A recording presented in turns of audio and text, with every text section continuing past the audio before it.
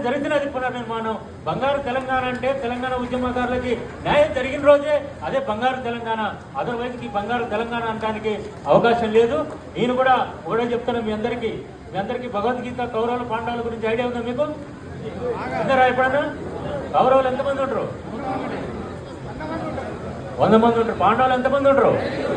5గురికి. లాస్ట్కి శ్రీకృష్ణుడు ఏమన్నాడు? ఒక్కొక్కరికి ఒక ఊరు ఇవ్వమన్నాడు. ఇచ్చిండా? ఇవ్వకపోతే ఏం జరిగింది? లాస్ట్కి యుద్ధం జరిగింది. తెలంగాణ అమరవీరులకు ఇవ్వకపోతే ఏమైంది? తెలంగాణ రాష్ట్రంలో యుద్ధం సృష్టిస్తాం.